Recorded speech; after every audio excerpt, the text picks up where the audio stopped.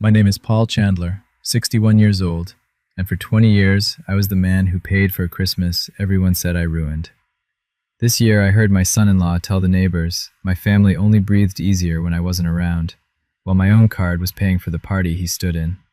Something in me went very quiet. At 6 o'clock that evening, my phone started to ring. Not one call, one after another, until the screen wouldn't go dark. I didn't show up this year, and I didn't pay a single cent. I just never expected what came next. Before I take you back there, do me one small favor. Take a second to like and subscribe, and tell me in the comments where you're watching from and what time it is where you are. It helps more than you know. Now let me take you back to last December, the night everything I'd carried for 20 years finally cracked open. The planning meeting was at Diane's house, the second Saturday of December. She had a clipboard. My daughter always had a clipboard. She stood at the head of her own dining table and read out jobs, like a foreman on a job site. Danny would haul the tables. Greg would handle the bar. Aunt Ruth would bring the pies she always brought. Then she got to me. "Dad, you don't have to do anything," Diane said. She smiled the smile she used in front of people. "Just show up on time, and try not to talk like last year." Greg laughed into his coffee. A short, easy laugh. I sat there in the chair nobody else wanted, near the kitchen door, and I nodded. "All right," I said. "I'll be on time." I didn't say the rest. I never said the rest. Because 40 minutes earlier, before any of them woke up, I'd already signed the deposit check for the banquet hall. $3,200, made out to Smith Hall Events. The same place, the same December, the same as always. Nobody asked who paid it. That was the part nobody ever asked. I drank my coffee. I listened to my daughter explain how the night would run, how the photos would be staged, how the seating would go. I noticed my chair was at the far end again, past the kids' table, near the door. Try not to talk like last year. I kept turning that over. What had I done last year? I genuinely couldn't tell you. But the way she said it, soft and bright, you'd think I'd ruined something sacred. On the drive home, my phone buzzed against the cup holder. I glanced down at a stoplight. A text from the bank. Deposit cleared. $3,200. I stared at it longer than the light was green. The man who ruined Christmas. That's what I'd become, somewhere along the way. It started small. It always starts small. 3 years back, Diane handed me the ham 40 minutes before dinner and told me to glaze it. I'm a man who reads instructions. I followed hers exactly. It came out dry. By the time the guests sat down, the story had already changed. Dad insisted on doing the ham, she told the table. I told him not to. She hadn't. But the room laughed, and I let it go. 2 years back, I told a story over dessert about pulling wire in an old farmhouse. The kind of thing I'd done my whole working life. A long story, maybe. Greg checked his watch where everyone could see it. Diane touched my arm. "Okay, Dad, let people eat." Last year, I don't even remember the crime. A wrong word, a wrong look. By morning, it was settled fact. I'd made things awkward again. Here's the part that took me 20 years to see. Every single time I ruined something, the next day there'd be a phone call. Gentle, apologetic almost. "Dad, since the dinner got a little rough, would you mind covering the extra catering? Just to smooth it over." And I always did. Because smoothing it over felt like being needed. I never once connected the two. The blame in the evening, the bill in the morning. Year after year, the same rhythm, and I danced to it without ever hearing the music. It took 20 years for me to finally see the pattern laid out flat. And once you see a thing like that, you can't stop seeing it. I just didn't know yet how far down it went. You should meet them the way I see them. Around a table, which is where this family does all its real work. Diane sits at the head now. 38, married well, dressed like the photos she posts. My daughter can run a room. She decides who's happy and who's the problem, and somehow it's never her. Greg sits to her right, my son-in-law, 41, firm handshake, talks over people like it's a sport. He sells commercial real estate and treats every dinner like a closing. Then Danny, my son, 34, grease under his nails, the only honest face at the table. He fixes engines for a living and never once pretended I was anything but his father. And Aunt Ruth, my sister, 64, sharp as a tack, the one person in that room who's earned everyone's respect and never asked for it. That night, mid-December, we sat for supper at Diane's. Danny set down his fork. "You know, Dad does a lot more than people." "Danny." Diane didn't even look up. Pass the rolls. He passed the rolls. Greg leaned back, hooked an arm over his chair, and looked at me like I was furniture. Let the grown-ups handle it, Paul. You just sit there and stay warm. The table chuckled. I watched my son's jaw tighten. I said nothing. 20 years of saying nothing has a sound, if you listen for it. Across the table, Ruth set down her water glass. She didn't laugh. She looked straight at me, the way she's looked at me since we were kids, in a house with thin walls. How long, she said, quiet enough for just us, are you going to take this? I didn't have an answer. Not yet. Here's what you have to understand about a man like me. I never wanted to be at the head of the table. I just wanted to belong somewhere along it. My wife Carol passed 20 years ago. Diane was 18, Danny was 14. The house went so quiet I thought it might swallow us. So I did the only thing I knew. I kept the lights on, I kept the food coming. I kept Christmas, because Carol had loved Christmas, and as long as the family came home for it, I could tell myself we were still a family. That was the deal I made in my own head. Pay for the gathering, and you get to keep the people. Nobody ever told me that wasn't how it worked. 2 weeks before that supper, I'd sat in a doctor's office. He showed me a picture of my heart on a screen and used the word strain. He told me to cut back. Less lifting, less stress. What's eating at you, Paul? He asked. I didn't tell him about the clipboard. My pension covers my needs and not much past them. Every December, I quietly went past them. I told myself it was love. Maybe some of it was. Then, over that same supper, Diane mentioned, light as anything, that Greg had a project coming up, that Danny might pitch in with a loan. My son, who saves in a coffee can. They'd done it to him before, and something cold settled in my chest, right where the doctor said the strain was. If I didn't stop this now, I never would. They'd bleed me, then him, then whoever came next. A man has to draw a line somewhere. I just hadn't found mine yet. There's a thing about being the quiet one. People stop watching what your hands are doing. For years, I'd handled the boring parts of Christmas, not the fun parts, the invoices. Somewhere around the 3rd or 4th December, Diane had said, Dad, can you just set up the payments? You're good with that stuff. And I was, so I did.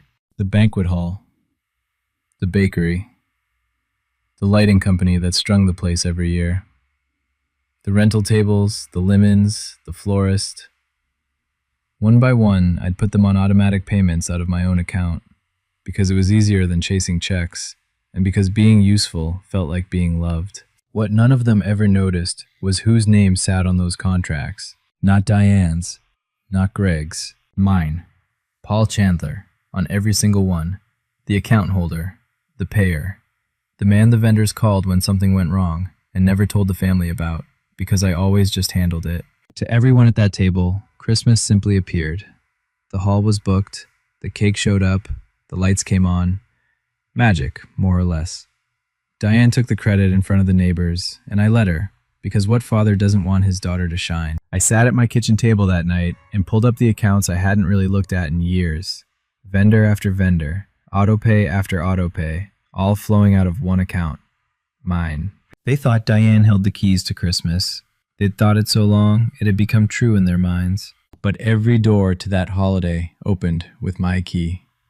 Every single one. I just hadn't decided yet whether to use that or change the locks. I found out for sure 2 days later, in the worst possible way. It was a Sunday. Diane had asked me to drop off the extra folding chairs at her place. I pulled into the driveway, arms full, and came around the side of the house toward the back patio. Greg was out there with 2 of the neighbors, the Harpers from across the street. He had a beer in one hand and that closing the deal voice going. I stopped at the corner of the house. They couldn't see me. Honestly, it runs smoother every year, Greg was saying. Diane's got a system. One of the Harpers said something about how nice the party always was. Yeah, well, Greg took a drink.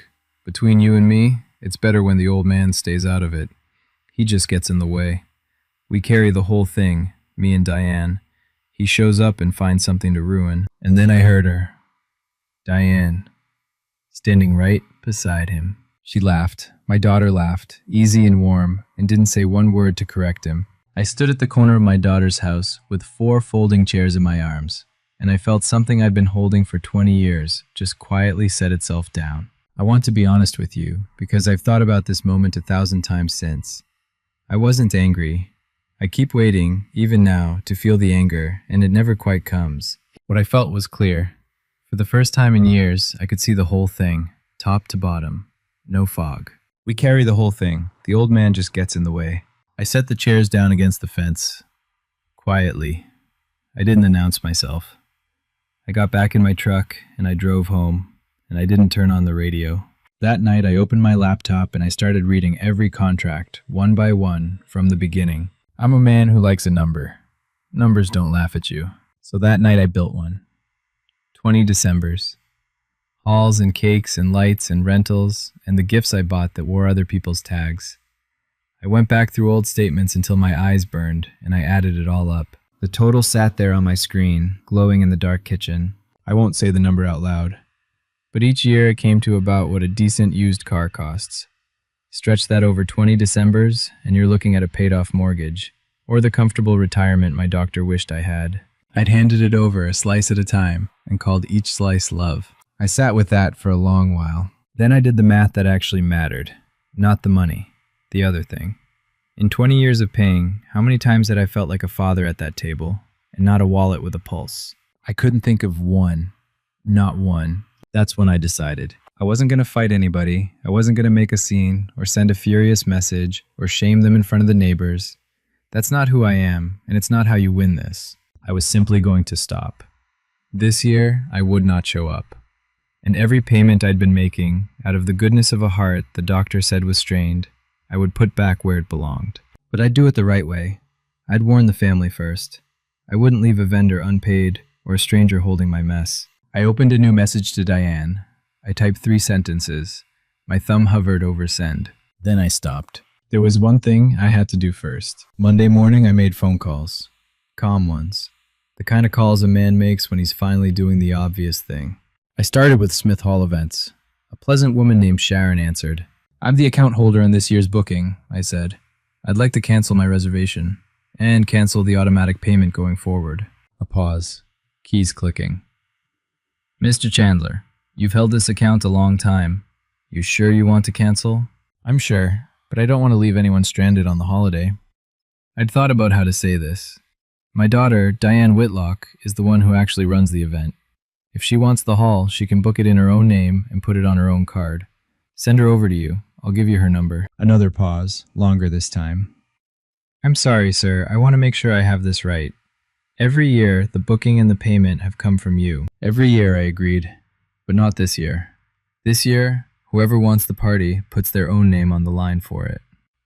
I made the same call to the bakery, to the lighting company, to the rental outfit and the florist. Same words, more or less. Cancel my account. If my daughter wants to keep the order, she can set it up herself, in her name, on her card. I'm not pulling the plug on anyone. I'm just taking my name off the bottom of the page. I want you to notice what I didn't do. I didn't stiff a single vendor. I didn't cancel out of spite and leave a stranger holding an empty bag. Every vendor knew exactly how to keep the order alive. Diane just had to do the one thing she'd never had to do before, and sign for it herself. It took less than an hour. 20 years, undone in less than an hour, over a cup of coffee at my own kitchen table. When I hung up the last call, the woman from the florist said something that stayed with me. Sir, can I ask, is everything all right at home? I told her it was, finally. Danny came by Tuesday after his shift, still in his work shirt, that engine smell coming off him like it always does. He stopped in the doorway and looked at me. You're different, he said. What happened? So I told him. The patio, Greg's voice, Diane's laugh, the contracts, the phone calls, all of it, plain. My son sat down at the kitchen table and put his face in his hands for a second. When he looked up, his eyes were wet. Dad, I have wanted to say something for years, he said. Every time. And every time she shut me down before I got 2 words out. I'm sorry. I should have fought harder for you. You were one voice against a room, I told him. That's a hard place to stand. It's not right what they did. What she did. He shook his head. Say, but she's your daughter. She is. I let that sit. And I helped make her this way. I paid for every problem until she stopped seeing them as problems. That's on me too. Danny wiped his face with the back of his hand. So what do you need from me? Nothing loud, I said. I don't need you to fight anybody, son. I'm done fighting. I looked at him. I just need you to tell the truth, if anyone ever asks you straight. He held my eyes a long moment. Then he nodded, once. the way his grandfather used to. If they ask me straight, he said, I'll tell them exactly what I've seen. There was something in how he said it, like he'd been carrying a thing of his own, waiting for the right day to set it down. I didn't ask what. I should have. Diane called Wednesday evening, bright and breezy, the way she always opened. Hi, Dad. So, 2 things. The Petersons are bringing extra guests, so we'll need a bigger cake. And the florist wants confirmation on the centerpieces. Can you handle both like usual? There it was. Like usual. No, I said. I can't this year. A small laugh. She thought she'd misheard. What do you mean you can't? It's just a couple calls. I mean, I won't be coming to Christmas this year, Diane. And I've reorganized my own expenses. Going forward, the people hosting the party will be paying for it. The line went quiet. I could hear her breathing change. What did you say? Your own expenses? My expenses, I said gently. The hall, the cake, the lights, all of it's been coming out of my account for 20 years. I've canceled my bookings. If you still want the party, you'll need to book it yourself. In your name, on your card. Dad, you can't just... Her voice climbed. Do you have any idea how this looks? You want to ruin Christmas for the kids? Is that it? You want to make everyone miserable over some grudge? I don't want anyone miserable, I said. I want to stop paying for a party I'm only welcome to fund. That is so unfair. After everything we do for you. I almost laughed. I didn't. I kept my voice level, the way you do on a job when someone's panicking and you're not. The hall will need to hear from you if you want to keep the date, I said. Same with the bakery. I'd call them tomorrow. They book up fast this time of year. What are you talking about, Dad? Dad, what do you mean book it myself? I told her good night. I meant it kindly. Then I set the phone down on the counter, face up, and watched it light up again. And again. By Thursday, she'd called in the cavalry. My phone filled up. Cousins I hadn't heard from since summer. An uncle on Carol's side. A family friend who just wanted to check in. Every message wore the same coat. We're worried about you, Paul. This isn't like you. Diane's beside herself. Don't let pride wreck the holidays. Think about the grandkids. One cousin came right out with it. Selfish was the word she used. Selfish, at your age, over money. I sat in my recliner and read them all, and I felt the old things start to crawl up my spine. The guilt. 20 years of it knows exactly where you live. For about an hour, I nearly folded. I'm not too proud to tell you that. I thought, just pay it, Paul. Keep the peace. It's only money. It's Christmas. That's the voice that had cost me 20 years. Soft, reasonable, wearing the face of love. My thumb actually moved toward Diane's name. To call her. To fix it. Then my phone buzzed with one more message. From Ruth. I know what's happening. I've watched it for years and held my tongue. Don't you dare fold now, Paul. Not this time. I'm with you. I read it twice. My sister doesn't waste words. When Ruth says she's with you all the way down. I set the phone in my lap. My hands were shaking a little. I'm a steady man, but they were shaking. I didn't answer the cousins. I didn't call Diane. I just sat in the quiet of my own house, the one I'd kept warm for everybody else for 20 years, and I let the phone ring itself out. It's a strange feeling, choosing yourself for the first time at 61. Greg didn't call. Greg showed up. Friday night, headlights in my driveway, then his fist on my door, heavier than it needed to be. I opened it. He filled the frame, jaw set. That closing the deal energy turned mean. We need to talk, Paul. Come in then. He didn't sit. He stood in my living room like he was appraising it for resale. You're embarrassing this family, he said. Diane's a wreck. The vendors are calling her like she's some deadbeat. You think this makes you look strong? It makes you look bitter. I stood there and let him run. You made a commitment, he went on. Every year, the same deal. You don't just yank it out from under everyone 2 weeks before Christmas because your feelings got hurt. What commitment did I make, Greg? That stopped him for half a second. You always pay. Everyone knows that. Everyone assumed that, I said. That's different. His face went red. You're really gonna do this? Over what exactly? I thought about telling him I'd heard him on the patio. The old man just gets in the way. I decided he didn't get to know that yet. The contracts have names on them, I said instead. Whoever's name is on it pays it. That's how it's always worked. You just never had to read them. This is a disgrace. He stepped closer, looming. Diane carries this whole family. Then she can carry Christmas, I said quietly. He stared at me like he didn't recognize the furniture, talking back. I walked to the door and opened it.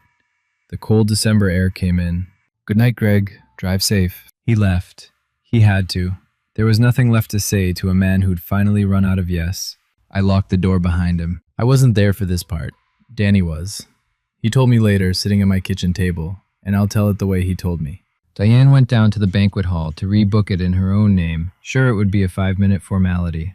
Sharon from the office sat her down and slid a fresh contract across the desk, along with a printed quote for the night. Since you're booking it yourself this year, ma'am, here's what the date runs, Sharon said gently. Hall, catering, bar, the works.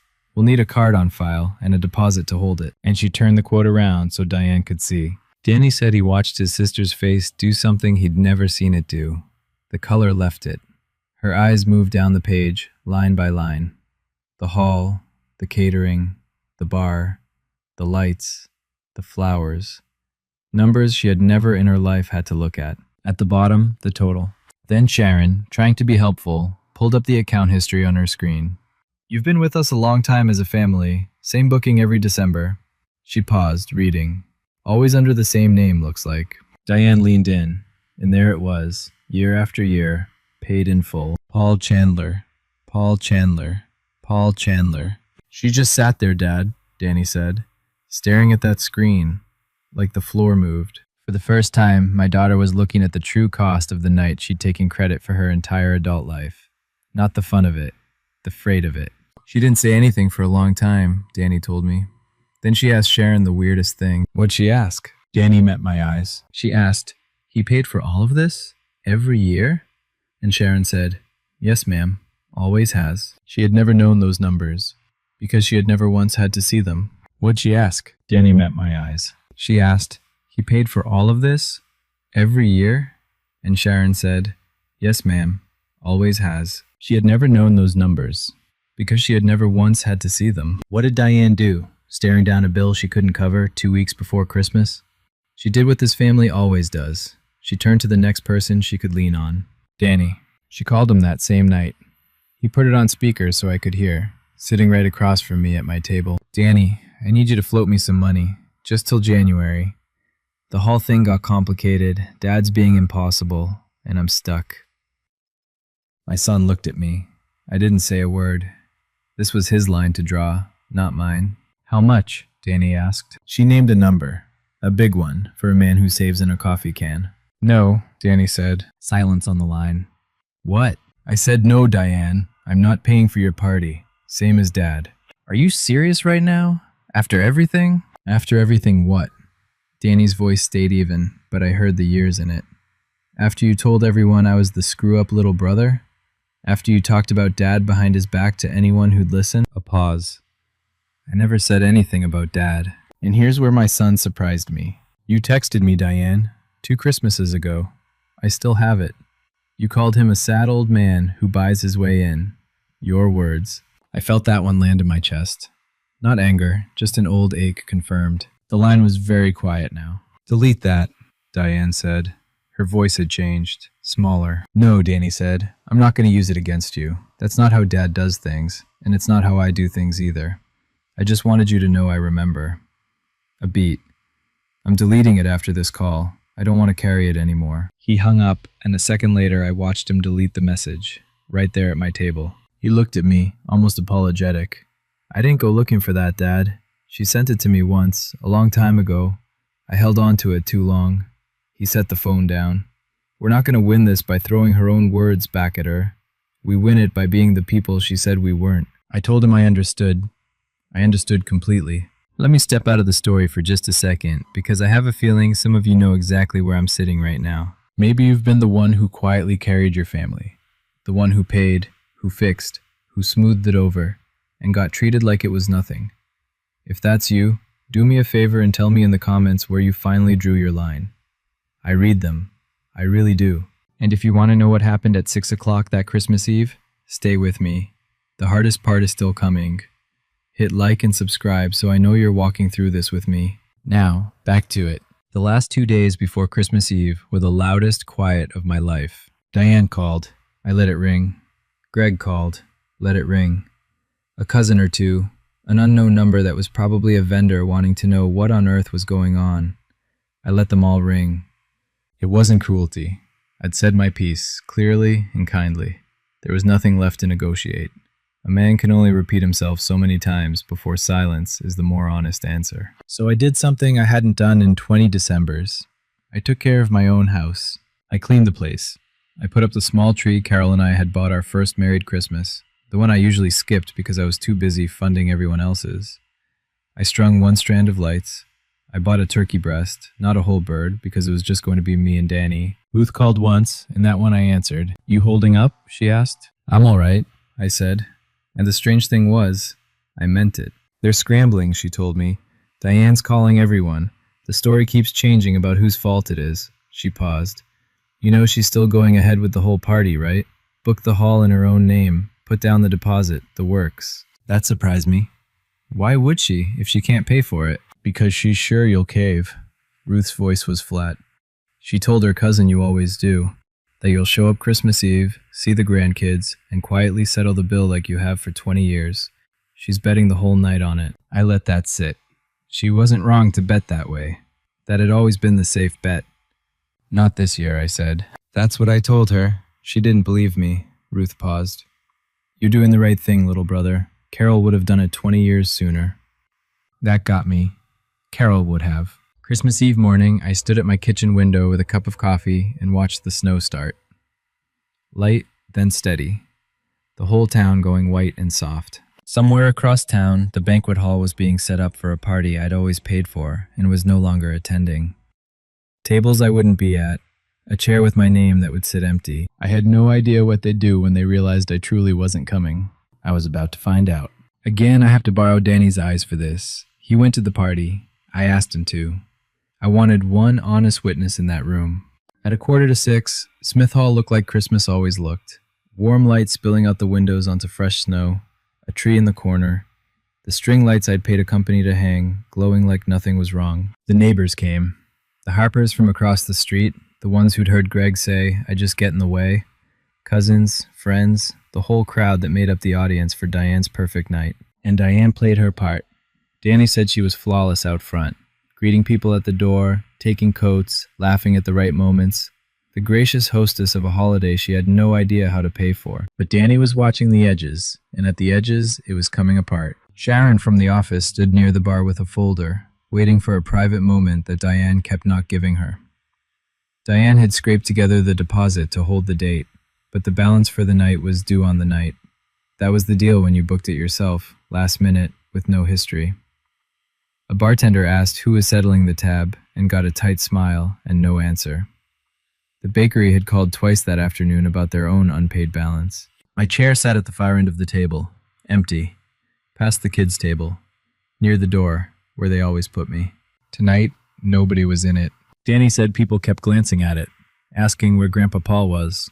Diane kept saying he wasn't feeling well, he might come later, with a brightness that cracked a little more each time. At 5:58, Sharon finally caught Diane by the bar and opened the folder where two of the neighbors could see. And across town, in my quiet kitchen, with the snow coming down, my phone lit up. 6:00, exactly. The first call. The first call was the banquet hall. I let it go. The second was the bakery. Let it go. The third was Diane. I watched her name sit there glowing and pulsing, and I let it go too. Not out of spite. I had nothing new to say. Then they came faster. Greg, a cousin, an unknown number, Diane again. The phone barely went dark between them. I set it on the kitchen table and watched it light up the dim room like a little fire. I made myself a sandwich. I'm not too proud to admit it. A man has to eat, even on the night his whole life rearranges itself. Around 6:15, a different name came up. Ruth. That one I answered. Hall. Her voice was low, steady, but there was something underneath it. "You need to come down here." "Ruth, I already said everything I know what you said. This isn't about the money." A pause. In the background I could hear the party, the music, a hum of voices gone strange and tense. "Something's happening, and you should hear it with your own ears. Not from Danny, not from me, you." I held the phone. The snow was still coming down outside the window. "What's happening?" "Diane's about to find out she's standing on her own for the first time in her life," Ruth said. And the neighbors are about to find out who really gave them 20 Christmases. Another pause. You earned the right to be in the room for that. Don't give it away by hiding in your kitchen. I looked at my coat by the door. You're not coming to pay, Ruth said, reading my silence the way only a sister can. You're coming to be seen. There's a difference. I picked up my keys. I drove through the snow with no wallet in my pocket. I want you to know that. I left it on the kitchen counter on purpose. For once, I was bringing nothing but myself. I parked.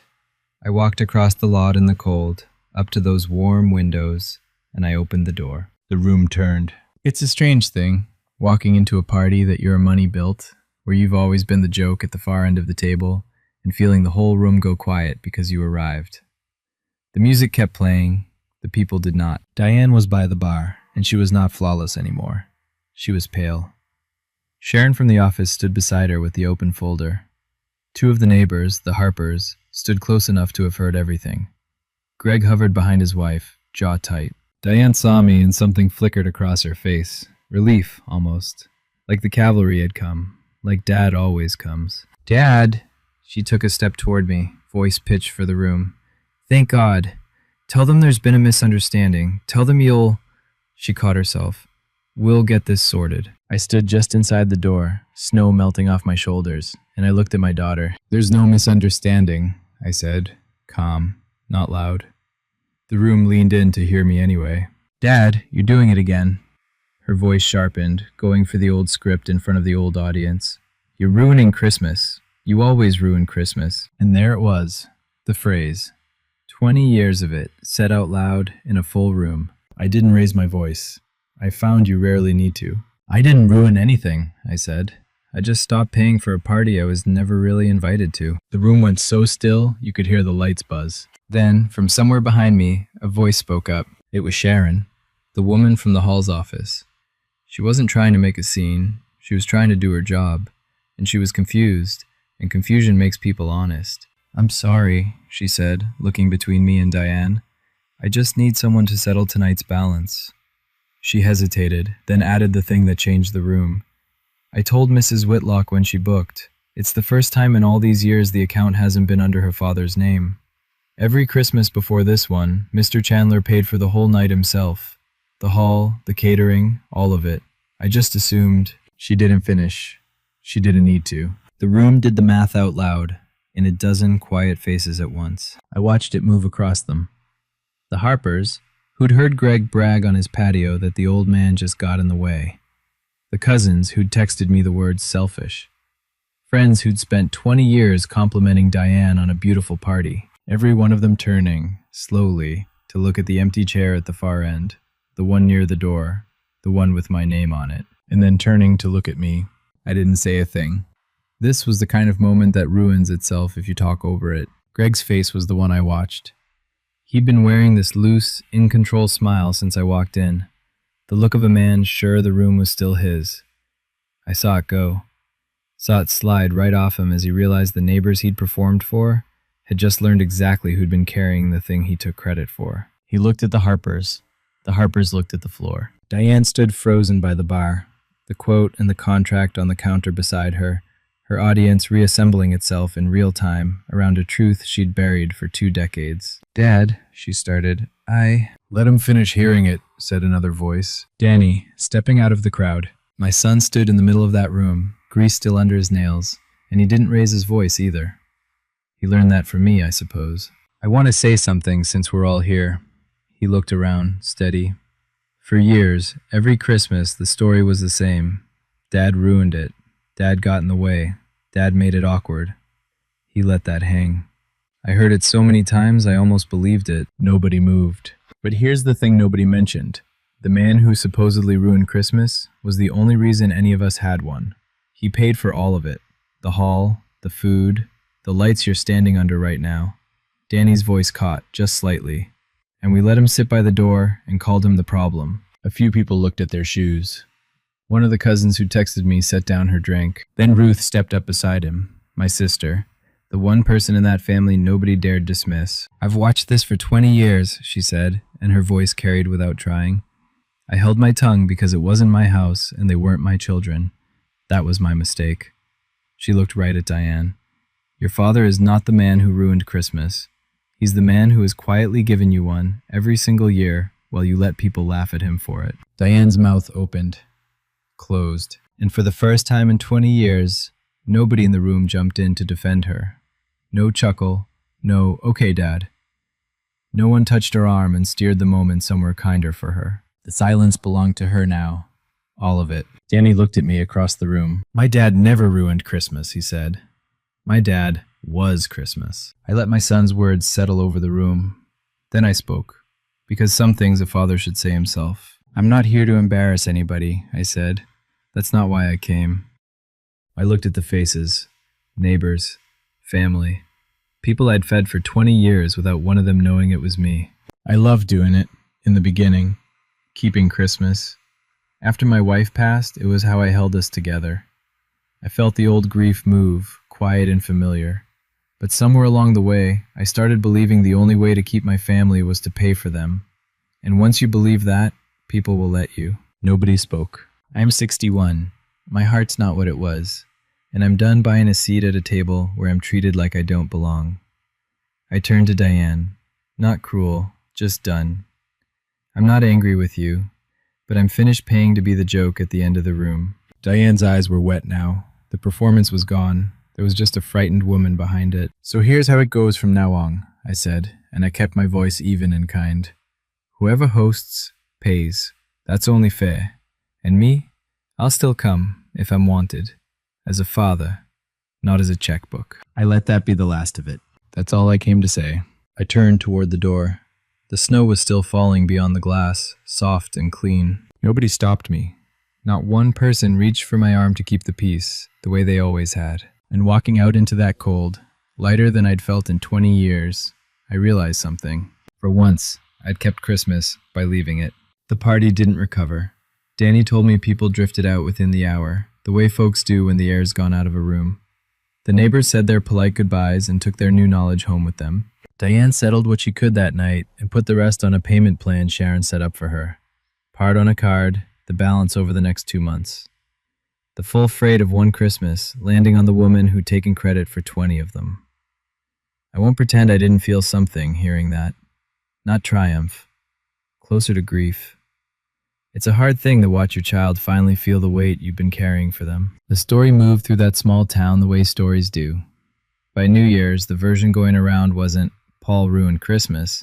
It was, did you hear what they let that man's family do to him? The Harpers sent a card. An actual card, in the mail. Inside, in careful handwriting, we're sorry for what we assumed. You always seemed like a good man. Now we know why. A couple of the cousins called to apologize. The one who'd said selfish couldn't quite meet it head on, but she tried, and I let her. I'm not in the business of collecting debts of shame. I'd had enough of debts. Greg got quiet. The thing about a man who lives on the impression he makes. The neighbors he'd performed for were the same neighbors he hoped to sell houses to someday. He'd spent that currency in one careless sentence on a patio, and it didn't come back. I spent that Christmas night at my own small table with Danny, eating turkey breast off paper plates, the little tree glowing in the corner. It was the best one I could remember. Then, 2 days after Christmas, my phone rang with a call I didn't expect. It was Diane. Not bright this time, not breezy, just tired. Can I come over? She asked. Just me. She came alone, which told me something. She sat at my kitchen table, the same table where I'd added up 20 years, and for a while she didn't say much. I saw the numbers, she finally said. All of them. I never knew, Dad.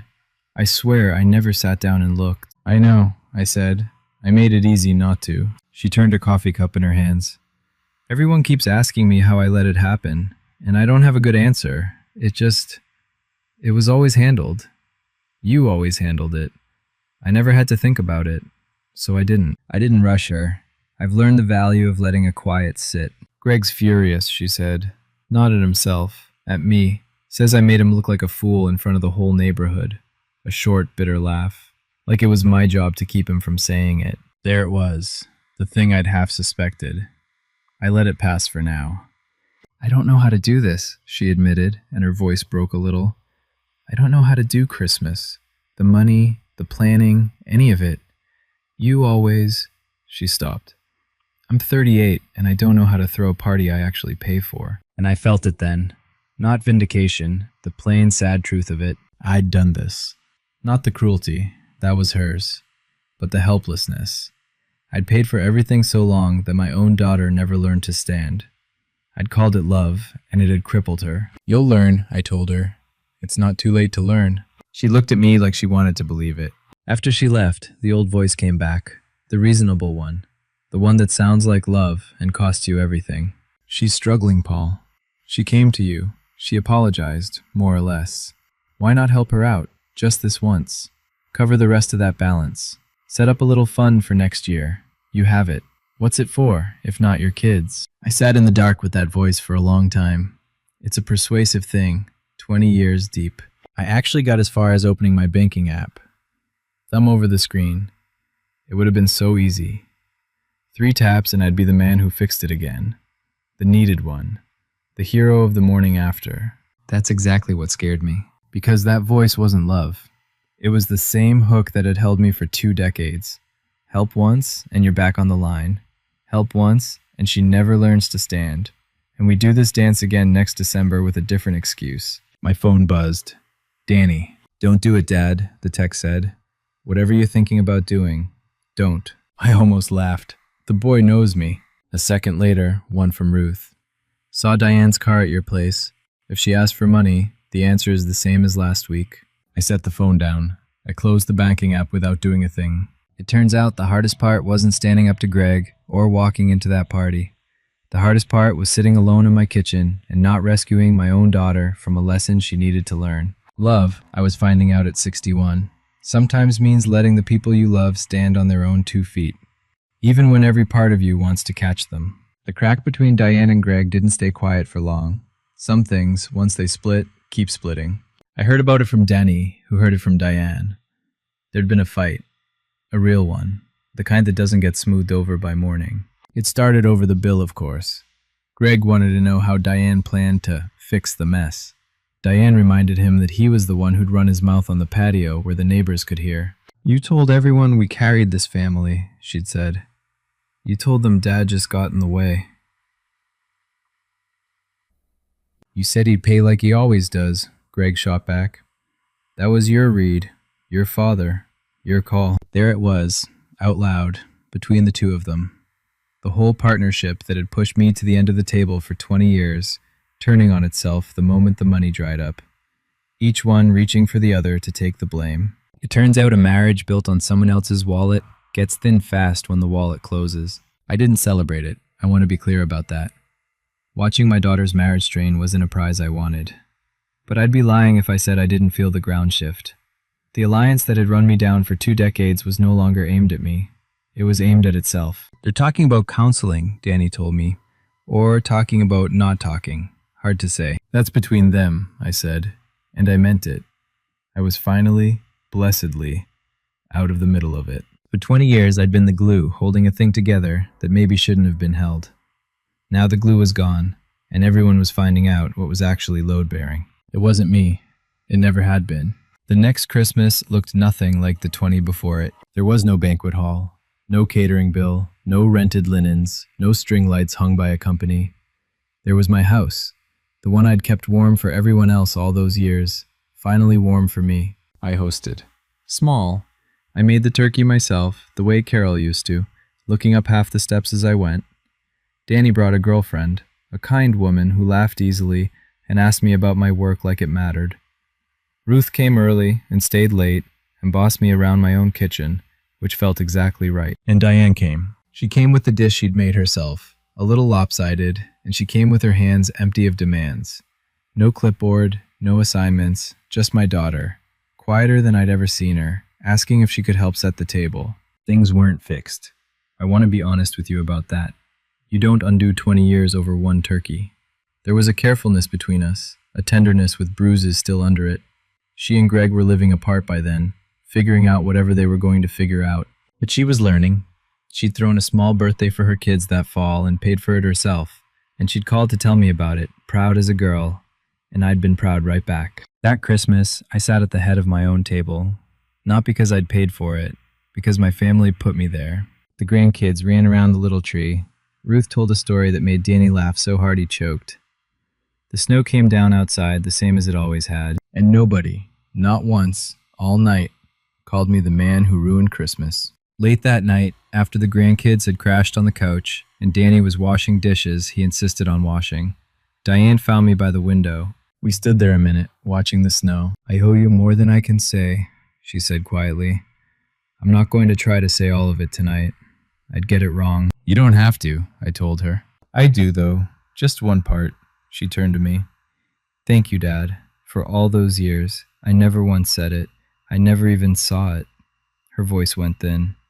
"I'm sorry it took losing it for me to see you." There was no but on the end of it. No favor riding behind it. No clipboard, no project, no balance due. Just a daughter thanking her father, 20 years late, and meaning it. I'd waited a long time to hear that. Longer than I'd let myself admit. "I forgive you," I said. Because I did. Not because she'd earned it with a perfect apology, but because carrying it was heavier than setting it down, and I was done carrying things that weren't mine. She cried a little. I put my arm around my daughter, and for the first time in 2 decades, it didn't cost me a dime, and it was worth more than every check I'd ever written. Here's what I learned, and I'll give it to you plain, the way I wish someone had given it to me at 40. You cannot buy your way into someone's respect. You can only buy your way into being used. The day I stopped paying was the day I started belonging. Self-worth isn't something you purchase for other people. It's something you finally decide you're allowed to keep. I keep mine now. I earned it. Everyone went home eventually. Danny and his girl, Ruth with her leftovers, Diane with her sleeping kids bundled into the car. I stood in the doorway and watched the taillights disappear into the snow. Then I went back inside and turned off the little tree. I stood there a moment in the dark, in the quiet of a house that was finally, only, mine. 20 years I'd kept this place lit for everyone but me. Tonight it had been full of the right people, for the right reasons, and the warmth of it stayed in the walls after they'd gone. I'd kept Christmas, all those years, by paying for it. This year I'd kept it by being worth showing up for. I turned off the last light and went to bed a free man. Let me step out of the story one more time, because we're at the end now, and I want to talk to you directly. If you've ever been the one who carried your family in silence, who paid and fixed and got treated like it was nothing, I hope my story gives you a little courage. Setting a boundary isn't the end of love. It's where loving yourself begins. You're allowed to keep your own worth. Tell me in the comments, if it were you, would you have stayed home that night? I read every single one. Hit that like button, subscribe so you don't miss what comes next, and check the description for another story I think you'll want to hear. The one about the year I finally decided to sell the house everybody assumed belonged to all of us. I'll see you there. Take care of yourself, and don't you dare spend another Christmas being someone's checkbook.